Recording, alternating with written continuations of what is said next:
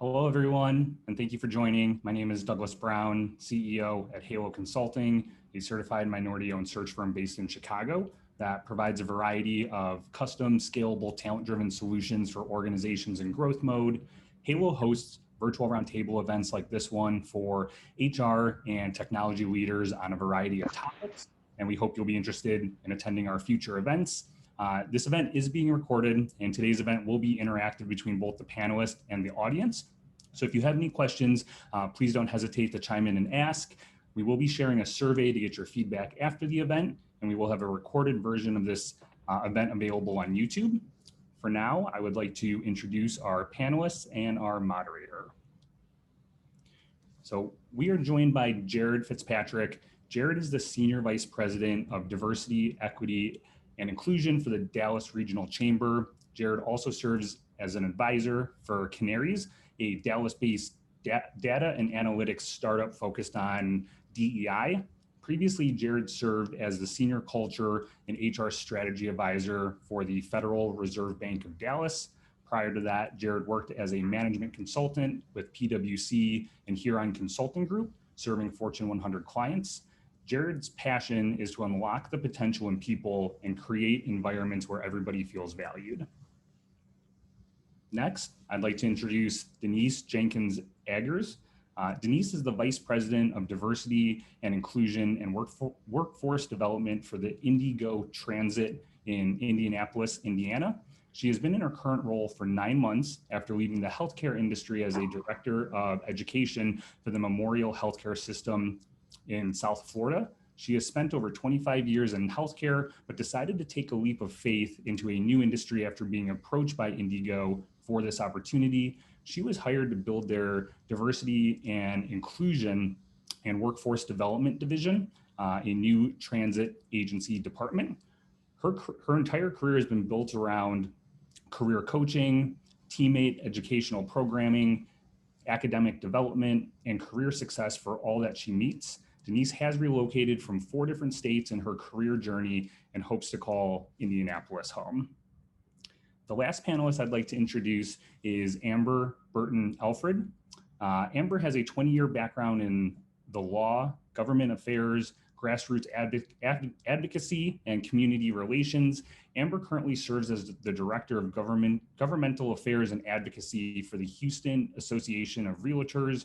Amber works with the elected officials, community stakeholders, and other business coalitions to coordinate policy and legislative efforts at the local, state, and federal level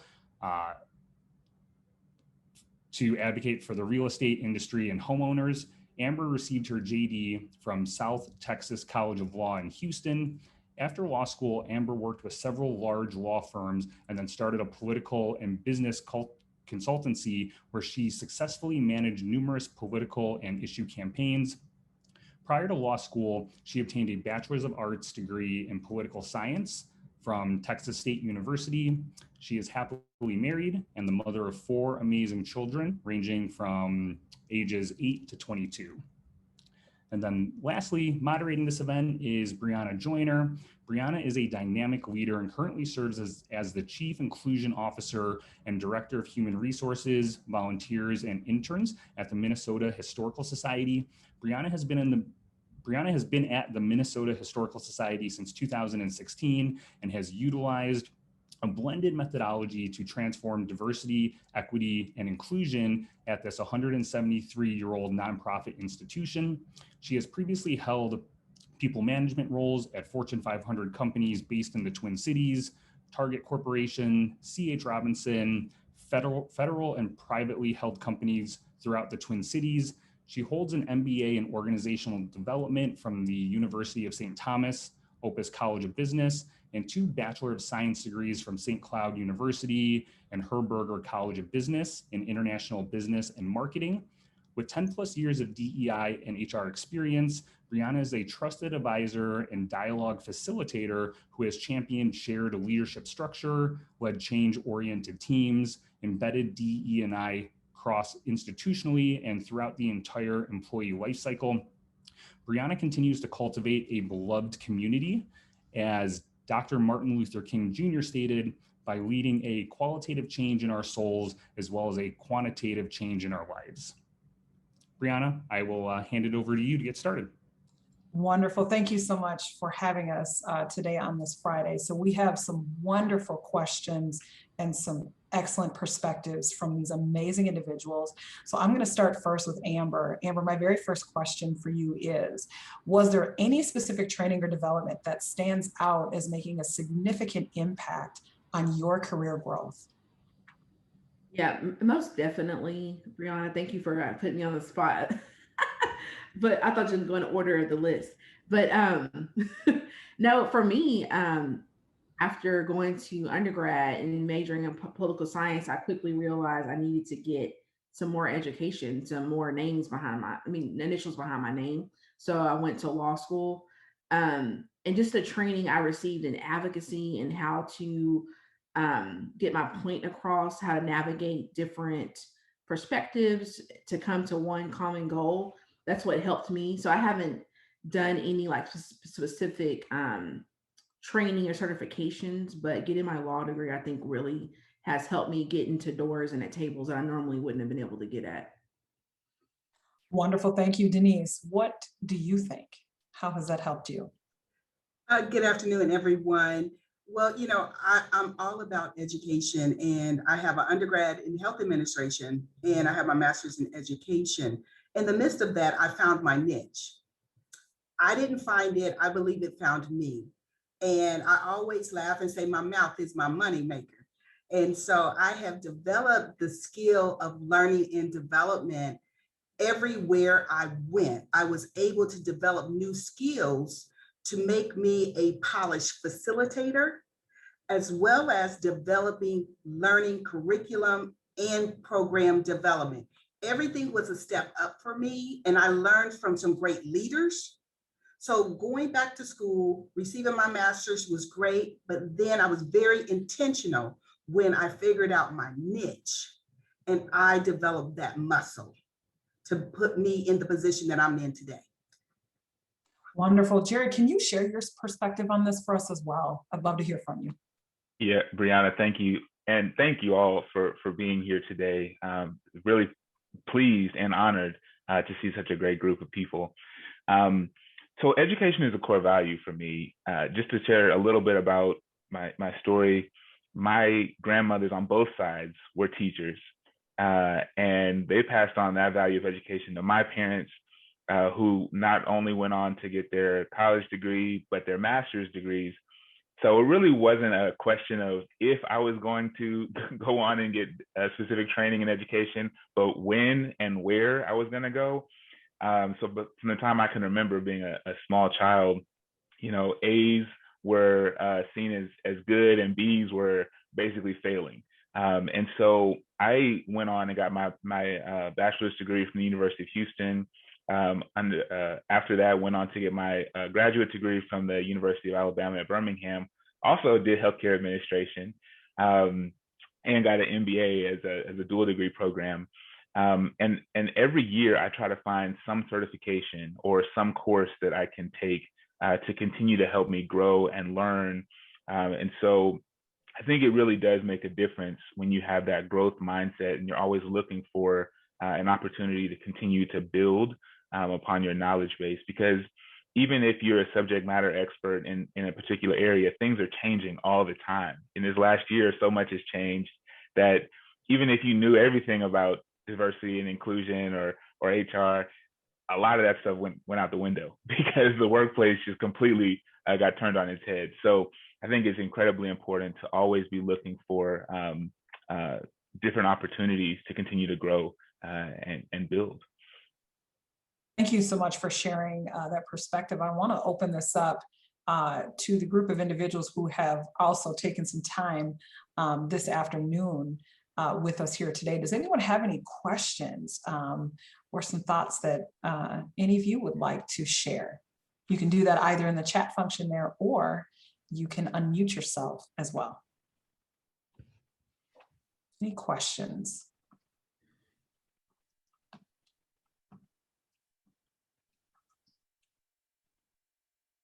Okay, well, I see a yes, Alan. Woohoo. Okay, so we're going to go ahead and keep going, but I do want everyone to know that we do want this to be a conversation as well. So I'll be sure to make sure that we've got a little bit of time after each question. If you've got some questions or thoughts, you may also participate and share in this experience with us. So continuing on this theme of career growth, I do have another question. I'm going to go to Denise first on this one.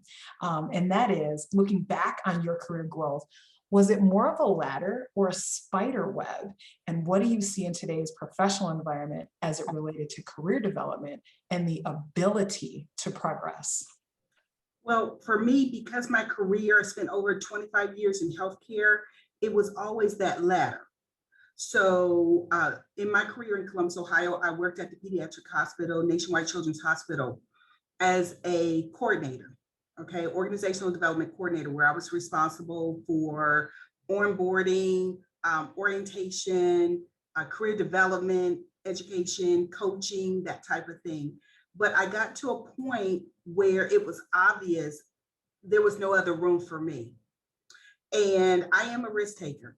So when, as a woman of faith, when I go before the king and make my request known, that there is something bigger and better for me, I need for him to let me know. Then someone called me in Charlotte, North Carolina, is where the door opened to be a manager in organizational development, where I was able to add on to what I was doing as a coordinator. Now I'm adding on as a manager, but I'm in the room sitting with vice presidents now. And I'm thinking, okay, wait a minute. So I'm good enough to sit in these meetings, these strategy meetings, work with the community, work with our internal talent, but I was hitting this wall. Well, what about me? So all the coaching I was doing for everybody else, I had to turn the mirror around and look at me and say, okay, King, what's next for you, girl? And my husband, who is retired, he said, well, where are we going to next? I said, he ain't told me yet. And so then, because I was open, okay, because you got to be open to go to the next level with no limits. So I got a tap on the shoulder to go to South Florida. Now, I didn't know nobody in South Florida, just like I didn't know anyone in Charlotte, North Carolina. I was in Charlotte for 7 years. I was in South Florida, different type of culture, different type of learning, but I did my best. And then I'm like, you know what, culture-wise, this isn't for your girl. My husband didn't like it there. The cost of living was so high, and we were too far away from family, because in the midst of this pandemic, I believe you all have realized what is important. And for me, family is important, and I was too far away. So the door opened here. Now it's pulling me out of healthcare. And again, I said, I'm a risk taker. But here's the thing. Remember, I talked about that niche? They were looking for the niche in the transit industry of developing talent. So told my husband, I said, I think we're about to move. He said, well, where are we going to? I said, Indianapolis. He said, oh, it's cold there. I said, listen, get a coat, get a fur coat. This is where we're going to next. And I have to say, in the 9 months that I've been here, I had to learn the transit industry, but I'm bringing the skills and the talent that I've built for years, and it is well received. So for me, it has been moving up. So because I had the basic foundation, I was able to be promoted to a vice president. See, I wasn't looking for that. I wasn't looking for that. It came to me. So when you understand purpose, things will come. But are you ready to answer the call? All right, Briana, that's it. That's all I have to say about that subject. Thank you for that. That's very powerful. And I will say that organizational development is so multifaceted, and it will take you through so many good things. So I love to hear that. Thank you so much for sharing that. Jared, I'm going to kick it right on over to you. Why don't you share with us your perspective as well? Whew. Well, it's hard to follow that up, because that was really powerful. I love what Denise said about purpose. I will say my career has definitely been more of a spider web. I started out thinking that I was going to be an optometrist. So clearly I have had a very different career path than that. But no, I got some advice really early on in life that I should try out as many things as I could while I was young. And if I was interested in doing something, find somebody who was already doing it and ask to shadow them or interview them. And so I did that. So I shadowed optometrists and realized this really isn't what I wanted to do, right? And then I said, okay, well, I want to do healthcare. I want to go on the business side of healthcare. So I called up hospitals around the area I was living in San Antonio and in Houston.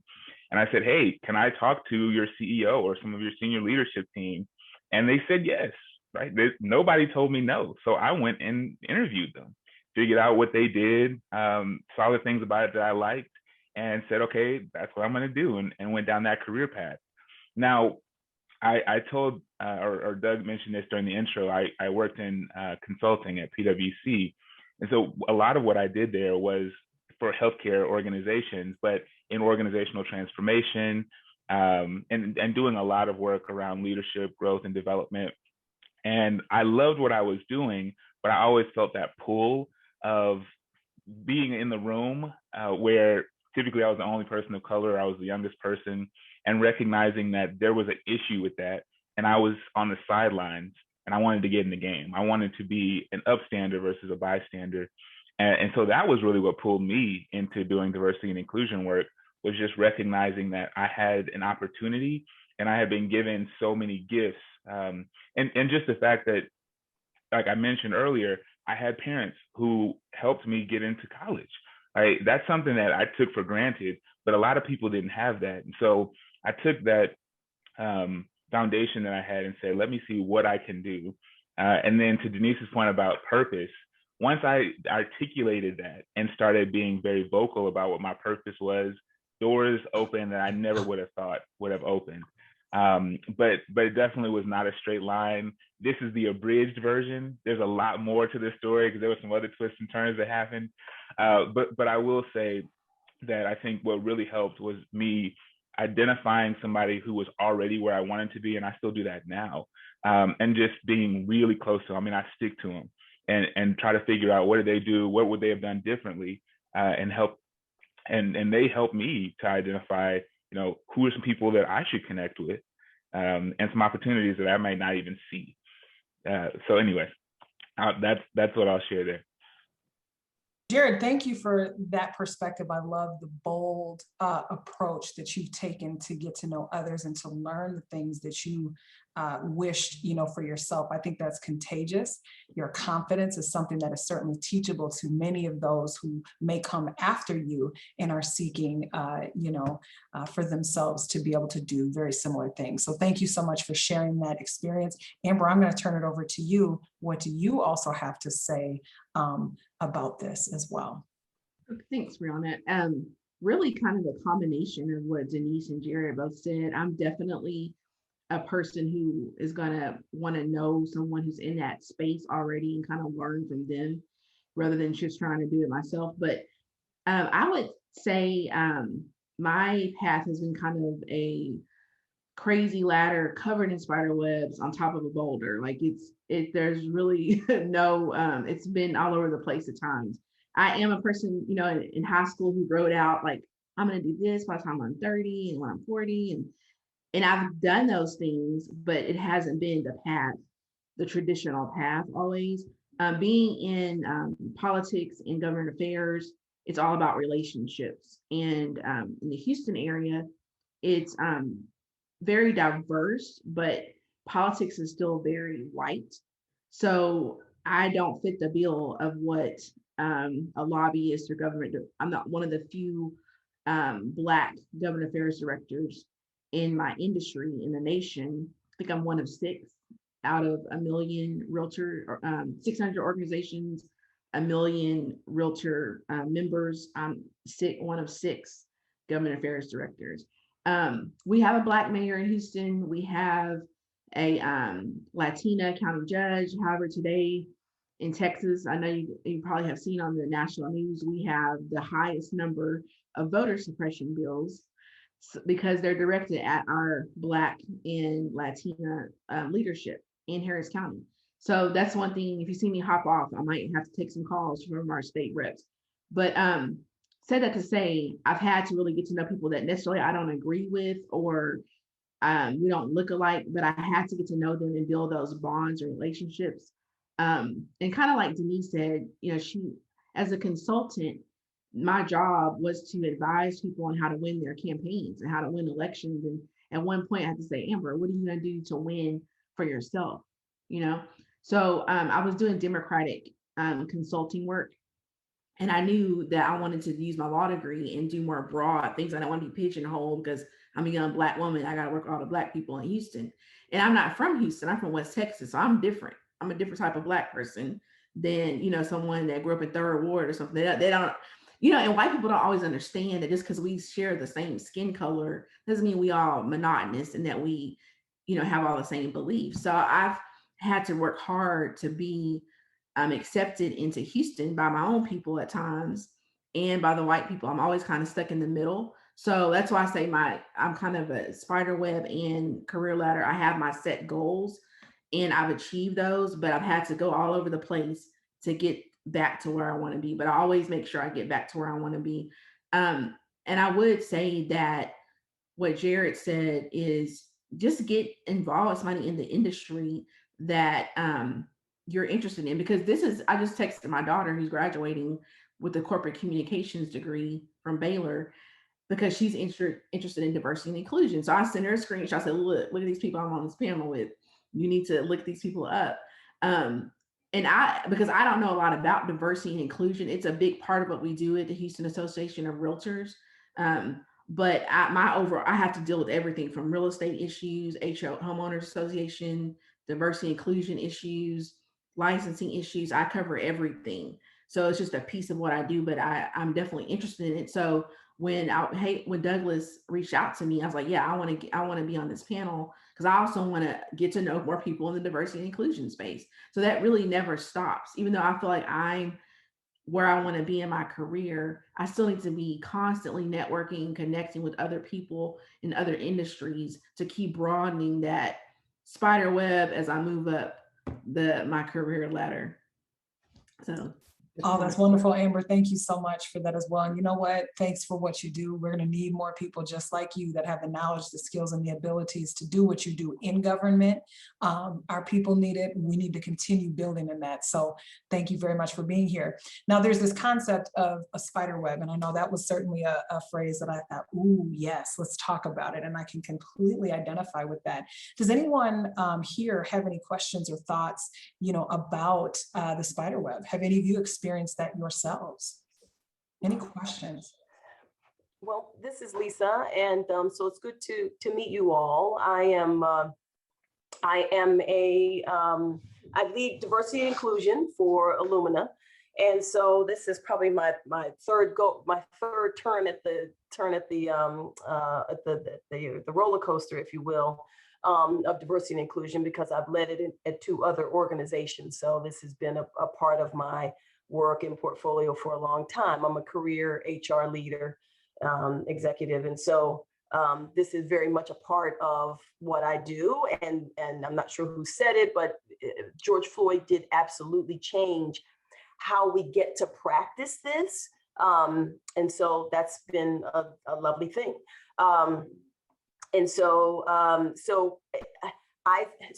Here's what I would offer, just as we go through this conversation. Unfortunately, I won't be able to stay with you, but just to leave this thought.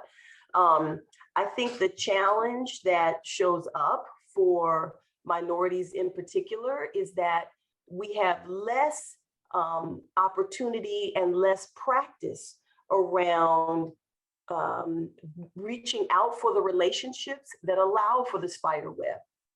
And so we are very often head down, butt up, hoping that somebody's going to tap us on the shoulder and say, well, I see you working so hard and I want you now to contribute at the next level.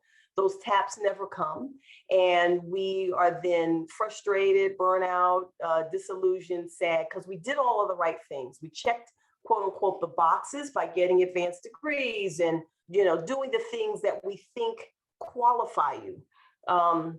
Without necessarily understanding the nature of organizations and how they work, and why do a few get through and the rest don't? Why are the rest of us languishing in middle management, for example? So there's a lot there's a lot to that in terms of how you find success. I love what Denise said in terms of finding her niche. That's part of it, is getting to a place of excellence.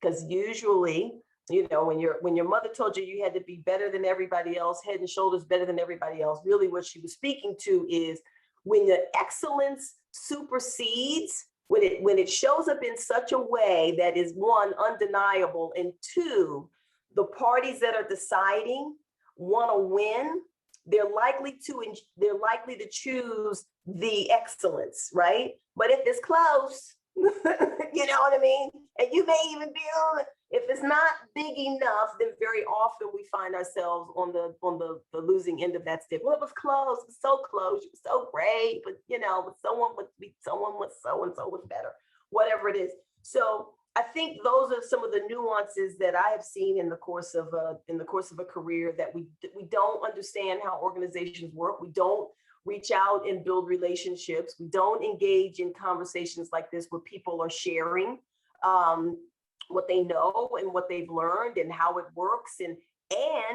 just to be able to consider it won't work the same for everybody, but you got to test and trial. It's not the same in every organization.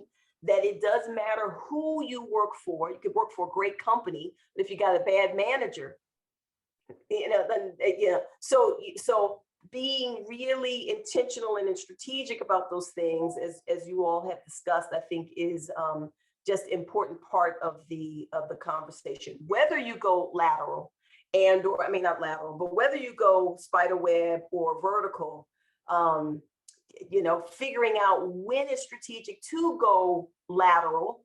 Like if you don't have management experience, you might take a step over here to get that and then find a way back. But all of your abilities to make those moves have everything to do with the relationships that you have.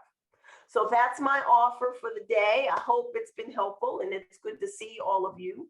And I know you'll continue to have a great conversation.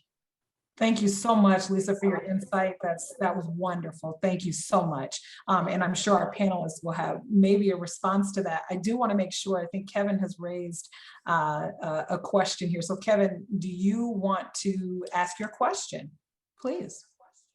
Sure.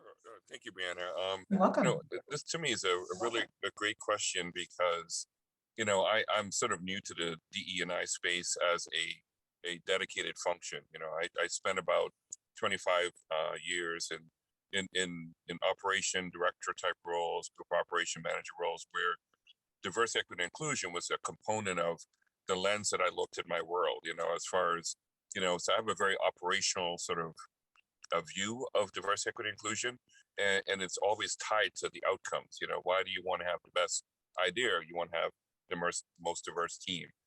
You want to be able to make sure that folks that have different vantage points of a particular problem or process that you're looking to solve, you want to have equity, that, you know, you essentially check your title at the door when you get a chance to talk about things, so that you have that sense of equity, and that the most senior leader is the biggest servant. You know, that you're really serving the employees and the community and the business that you're in. And so, 4 years ago, I decided there was an opportunity here at the University of Rochester, which is the largest employer in the Rochester area. And we have about 32,000 employees. And it was for a director for staff equity and inclusion, which is about 70% of our staff. We have about 7 schools, hospital, and medical centers throughout the area. And I discovered for the first time that what it's like to be in a role where that's your title, that's your main function.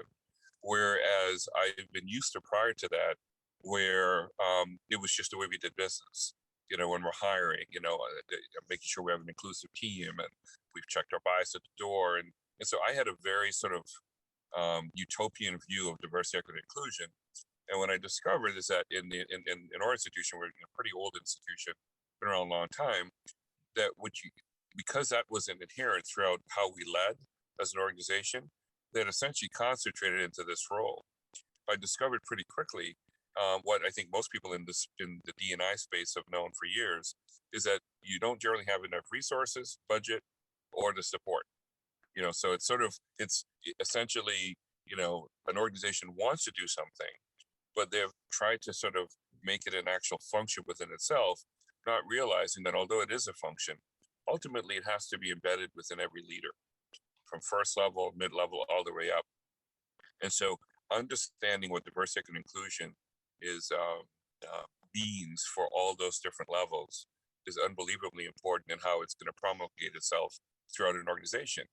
And so it's been a real education for me. And so I had to learn some new tactics of saying, okay, if you're the leader and you can't get other leaders to agree that equity, inclusion, and diversity is important, what you do is you change your people who will then demand differences from the leader. So I did something pretty crazy. I took harassment and discrimination training, which is a federal mandate, and attached to it unconscious bias and called it a diversity learning series, which made it a default mandate for all 32,000 employees. So all 32,000 employees got it, and which meant that any new employee coming on board would get that coming in the door. So it raised the level of understanding of what equity, inclusion, and diversity meant, and the importance of that and how it tied to our vision and values. And so it was a really, and it worked. I mean, when I say it worked, we have a lot of work to do, but now we know where the problems are, because now the employees are able to articulate to say, hey, this is a problem over here, and it's a microaggression, or it's a problem over here, and this is workplace bullying. Hey, there's an equity issue of, I'm looking at our diversity dashboard now, and that's another critical component. Our diversity dashboard is showing a 5-year trend of where we are demographically in all of our jobs and all of our businesses. We made it public to the entire university and to the community we are in. Huge, because now all of a sudden areas that we're talking about diversity, you discover they didn't have one person of color in leadership roles. Or when you look at it to say, how can diversity be important to you if 93% of your leaders are white?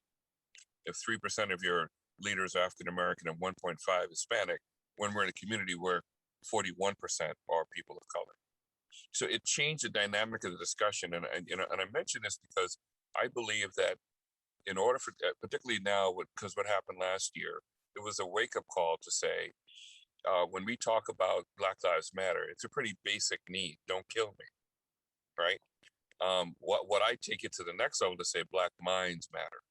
There are more careers and dreams and goals that are being deferred, denied, and killed in the corporate world, in the for-profit world, than people that are being killed every day. Both are important, but there's a fight in the business world that diversity, equity, and inclusion, I think, is a new front in making sure that we hold all organizations we work for accountable to say, if diversity is important to you, then I should be able to see people of color throughout the full complement of leadership roles that you have. And oh, by the way, why is that important? Because if they feel a sense of belonging and have the courage, leadership courage, they can start to change these things to make our recruitment, retention, development, promotion, and terminations more equitable across the board. So it's I think, getting a chance to sort of be in different spaces besides just diversity, equity, inclusion can be helpful, because I was able to bring that operational view to the table, and allowed me to sort of shift and move a little bit when I realized that I was working for an organization that wanted to have this role, but was ill-prepared on what to do to make it happen. Well, thank you for blessing us with that wisdom and some of those examples. I really appreciate that as well, Kevin. Thanks so much for speaking up. I'd like to move into this topic of navigating the professional landscape. So I would like to start with Jared. I'm going to start with you. What tools and or resources are critical for someone to successfully navigate working in a professional environment? What are your thoughts? Yeah, I'll be brief and just mention a few things here. Number one, I would say seek out sponsors. And these sponsors are different than mentors. Mentors provide guidance, they ask questions, they give you examples of what they've done. Sponsors are advocating for you behind closed doors. When you're not in the room, they are pushing you forward. They're advocating for you. So seek out sponsors. The way that I've done that is I have spent time meeting with my senior leaders at whatever level I was, whoever was the senior leader attached to my area. I asked them to go to lunch. I shared my story. I asked them their story. And I did that for every single person, no matter what color they were or what background they came from, because I knew that it was important that they knew who I was and knew what I was working on, which is the second thing. Keep track of all of the work that you're doing and your achievements. I had a really good coach who told me that from the time he started working, he would keep track of any deals that he was involved in, any performance improvement processes, so that he could show the dollar value of his impact, which was incredibly powerful because at the end of the year, he could say, I helped earn $15 million because of introductions that I made or interactions that I had or projects that I worked on. The third thing, understand your performance and your promotion processes at your company. This is where the sponsors are really key because there's always a written performance and promotion process, and then there's the behind the scenes of people who are just having conversations where they literally will say, what do you think about X, Y, and Z? Oh, I like them, or oh, I've never heard of them before. And that can be the difference between you getting the promotion or you getting that raise and you not getting it. So it's really important that you understand not just what's written on paper, but really how decisions are being made, and follow the money. Companies will invest in the things that they care about. So if you're not on a project that's fully funded, or I hate to say it, D&I sometimes is one of the least funded areas, look at where they're really putting their money and make sure that you're tied or you can have some sort of interaction with that project or with that group, because companies will show you what they care about by where they put their money. And then the last thing, which is not really a advice, but there's a lot of tools out there now where people share their experiences. So the one that I work on is Canaries, but others are, Glassdoor, Fairy Godboss, Jopwell. You can go on there and see what the experiences of people of color have been within your organization or an organization that you're planning to move to. And that can be incredibly helpful as a resource to either avoid a toxic work environment or to help somebody else understand that, hey, this truly is an inclusive place. And I can post the links to those in the chat if anybody's interested. Thank you very much for that perspective, Jared. Amber, I'm going to kick it off to you then. How are you thinking about navigating working in a professional environment? Okay. So I do think the mentorship, like I mentioned earlier, is a huge thing. I think there's two different approaches. Like I said earlier, I love to network. That's probably 75% of why I got my job. I would say the 25% is because, like Denise said, or no, I think Lisa said it earlier, when it's between a person of color sometimes and another person, you have to be excellent. So I think I'm sometimes overqualified for my role. But also networking and knowing people is another way that I've gotten my roles, because I can say, oh, I know this person, I can text them, or you guys need a bill, I can call the representative on that, or I've known them for 10 years or whatever. But sponsorship is important too, like Jared said. But for me, my kind of what I do is I find common ground, and I like to align myself with people who are like the least likely suspect, so to speak. So if I'm at a meeting and I see people who look like me, young women, other moms, some older guys, I'm going to go for the older white man who's I know is uber conservative, who's going to be taken aback, but probably pleasantly surprised that I talk to him. So for instance, in the legal field, there's hierarchy. You have your partners, then you have your shareholders, and you have like your chairman of the entire firm, which is kind of like the CEO or whatever. So I've made it a point during law school to reach out to all those people and just go to lunch with them and just ask them, why do you only have one Black person that went to Harvard on your team? Like, why is that? And, and they're like, well, it's because again, we already know the answer, because if you're going to hire someone of color, sometimes they've got to be like, just, stellar. And just have these frank conversations. It's given, and that gave me the courage to be able to walk into any room, any interview, any meeting or whatever. And if I am the only Black one at the table or person that looks like me, it doesn't matter, because I've already sat down with these people one-on-one and talked to them and found a way to find some sort of common ground, whether they like football. And sometimes I have to BS. I don't like sports. I'm from West Texas, where football is king. I don't know nothing about sports. I like athletes. My husband's a former football player, but I don't know anything about football. So, I try to, research something, learn out, research that person. Where are they from? Do they like a certain type of wine? It can sometimes be very basic stuff that you can connect with people on. They know you're smart. They know you know the business, but also try to find like that human connection. Because what I found is a lot of times, and when you're one of the few Black people or person of color, you're kind of on an island, and everybody else is clicked up, and it's you. And then they turn and you say, "Oh, well, you're not collaborative. You're difficult to work with." And I'm like, so I always try to combat that by being friendly before they can say, well, Amber's not, she's in her own world, or she's not, she's aggressive or too assertive. I try to make connections with people to avoid that island thing that tends to happen to us, of them, thinking that we're not easy to work with or making these assumptions. So my thing is find common ground, and just cold call people. Like Jared said earlier, if you're interested in some profession, maybe you won't get a role at that company, but they can, like you said, sponsor you or connect you with someone else that is somewhere that you want to be. So I just think it's important. My husband is, we went to law school together. So I always say one of my greatest networking was that we were friends in law school. And then I invited him to lunch, and here are 10 years later, we're now married. I said it was one of my greatest things, but he hates networking. He's an engineer and turned lawyer, and so it's like pulling teeth from him. I'm like, you are so smart. You're a badass. I said, but no one knows that because they don't know you.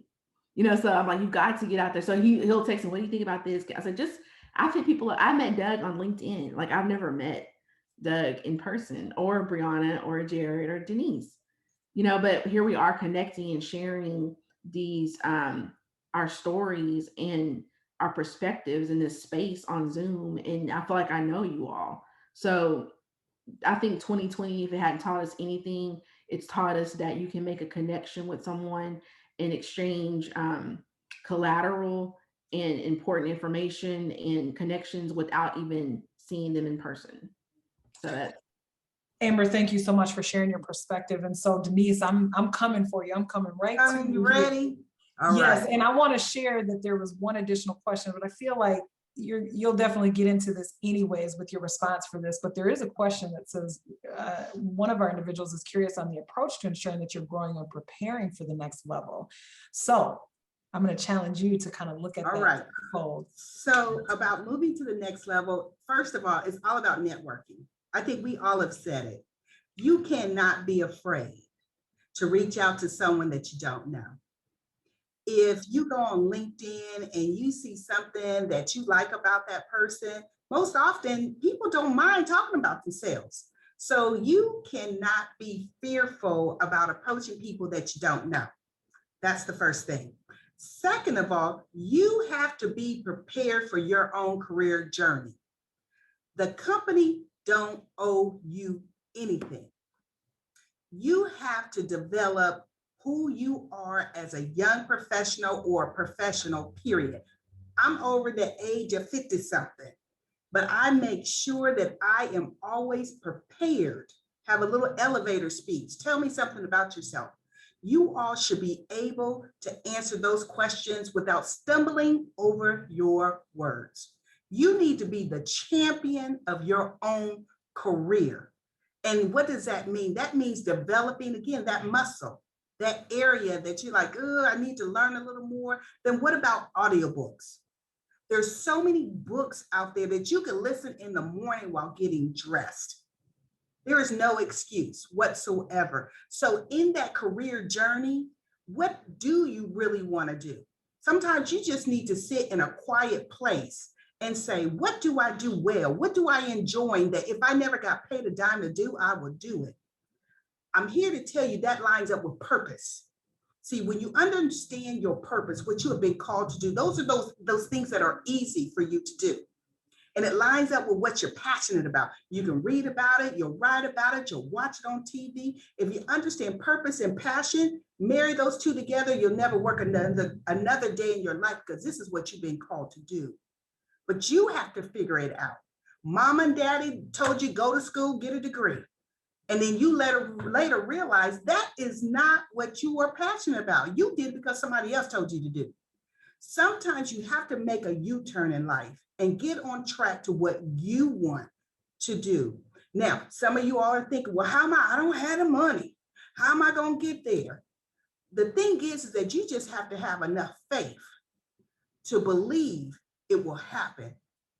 Everything will fall into place. And I believe in vision board. There are things that I wanted out of my career. There are things that I wanted out of my personal life. When I got tapped on the shoulder to come here to Indianapolis, my husband had enough faith in me to know that I would get the job. So he started packing the house before I even got an offer. Because see, that's a big faith walk to know. And he trusted me and had enough faith in me that I would knock the interview out the park. That on my vision board, there was a beautiful home.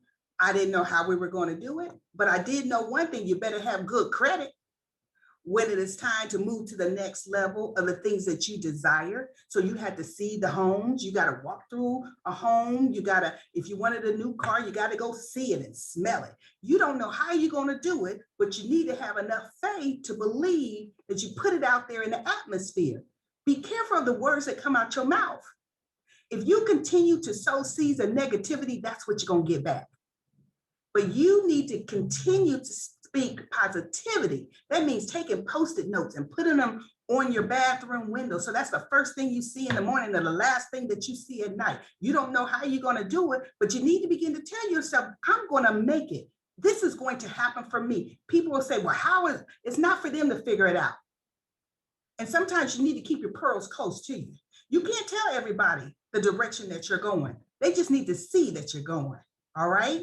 But the thing is having that faith and believing that you're going to put it out there and you're going to be the best person that you could be in this particular space. So it's all about you and how you want to position your life. Remember, I didn't realize, Vice President, that wasn't where my mind was. But God saw fit to have someone touch me on the shoulder and says, daughter, what about this? And I said, I'm open to whatever he has for me. And it has been the best 9 months. So for you, this is your own personal journey. Write out the blueprint, write the vision and make it plain. Post some pictures on a poster board for you to see that this is your goal. Write out a goal. What's your short-term goal? What's your long-term goals? Don't worry about the money. You'll find it. It will come to you. But first, you need to have a plan for success. Now, Briana, did I answer your question, baby? Did I answer the question? You know you did it. Yes, you did. And I'm going to replay that every single time I need to. So I'm so glad this is recorded because that is truly inspirational. It's such a good reminder for all of us as professionals. And you know what will really be great? If our participants can turn on their cameras. You know, see, I'm motivated by energy and seeing people. Yeah. You can just turn on your cameras for us. I mean, you know, we're having some great discussion. Thank you. Thank you, beautiful people. Thank you so much.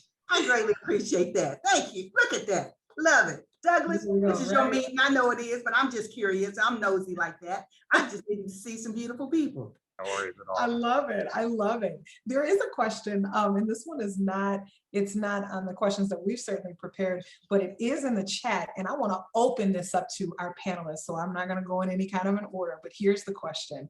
What role has emotional intelligence played in your journey? Leave that open for any one of you to determine how you'd like to respond. Go for it. I'll start off because I've had some recent learning experiences.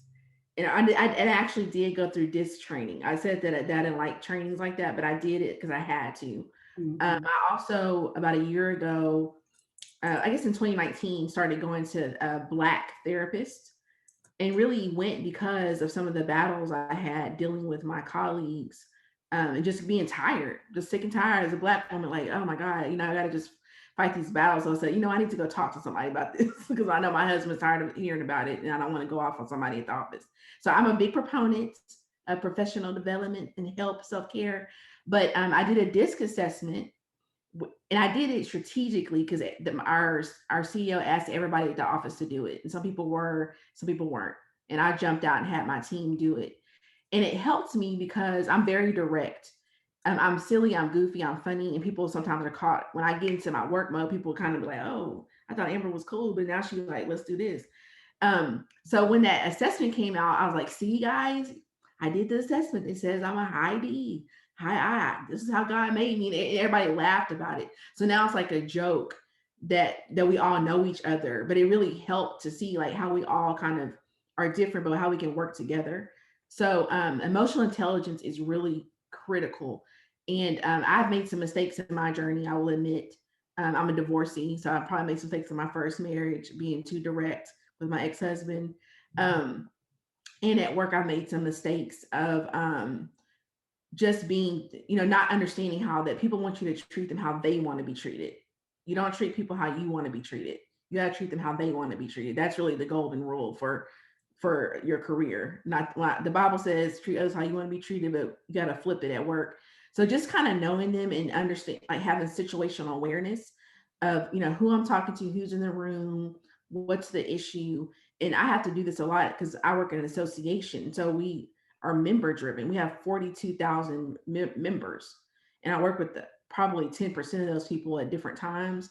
So, I could be working with somebody that's, a baby boomer that, is used, old school to millennial to zennial, whatever. And I have to constantly read people and know who I'm dealing with. So I think learning about emotional intelligence, learning how you operate and learning how others operate in different styles of leadership, different styles of communication is really critical. And then, like I said, having that outlet for when you just can't take it anymore. You need a friend like Denise that can pep you up, because I need to know Denise.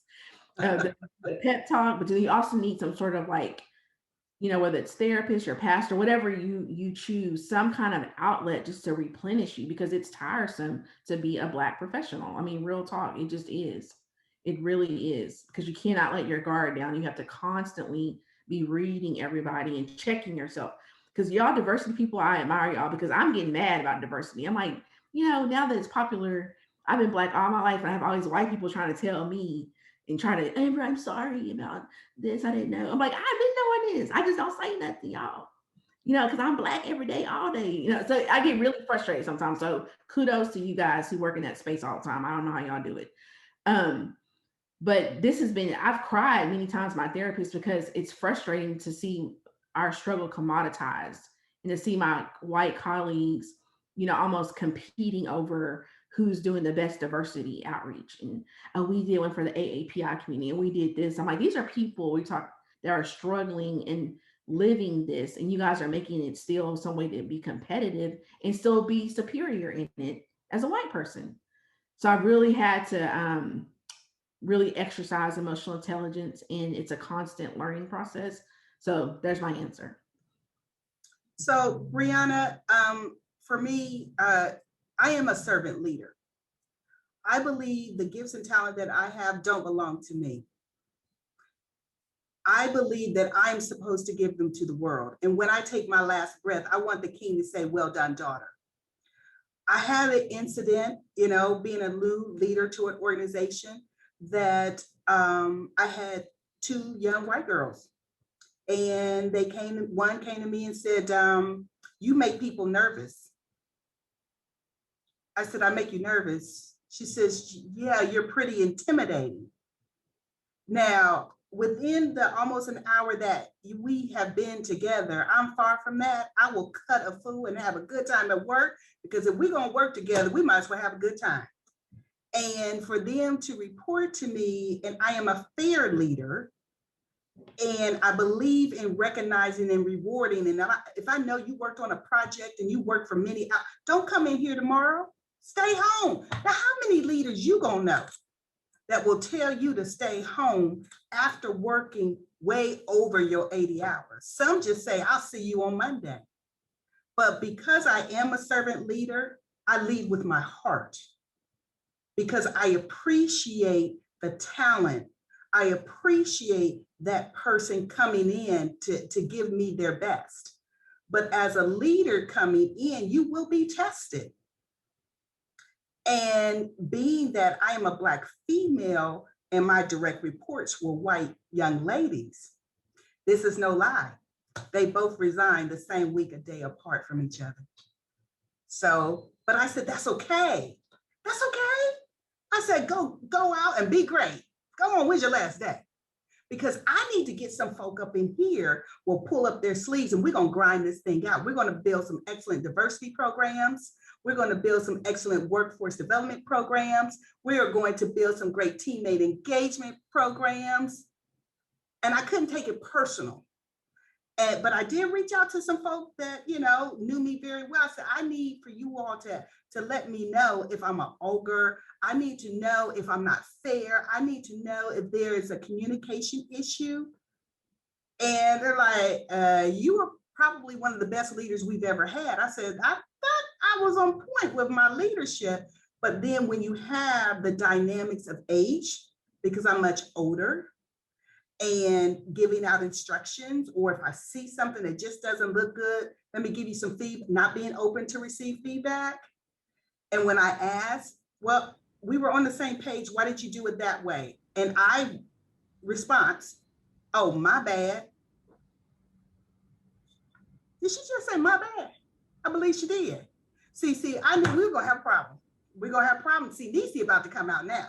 See, Denise, the professional, wanted to have a professional conversation, but when you open up the door to my bad, oh, so you want a Nisi conversation.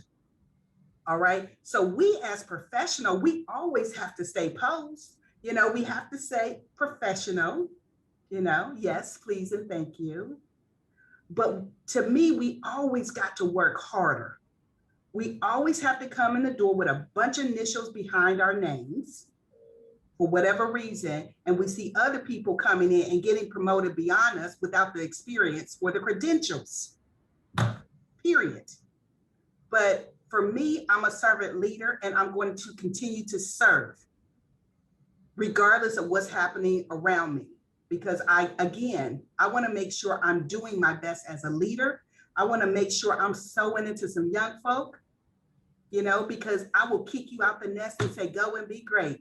Either you walk in my door and say, you know, you didn't make me a director, so I'm gonna leave. Bye, goodbye. That's okay, I'll get somebody else in here. You're not the only person looking for an opportunity, but I'm gonna continue to be that servant leader. So that's my input there, Briana. Thank you so much. And Jared, Douglas, if you're okay with this, I have one last question that I think we'll get at multiple. And Briana, I apologize. I have to jump to the next meeting. Okay. But I wanted to say thank you to everybody. I posted my LinkedIn in the chat, so please feel free to connect with me. And it was great to be here. All right, I'll talk to y'all soon. See you, Jared. Thanks, Jared. All right, Douglas, I'm going to hand it over to you. Awesome. Thanks, Briana. Yeah, everyone, thank you so much for joining this afternoon, and a special thanks to our panelists. You can check out our previous events on our YouTube channel, and we'll keep you updated about our future events that we host moving forward. We are hosting another event specifically for Black professionals to gather career advice from Black executives next Friday, April 16th from 12 p.m. to 1 p.m. Central. And we will be sending surveys out early next week to gather your feedback as we continue to iterate for future events. Thanks, everyone. Have a great weekend. Take care, everyone.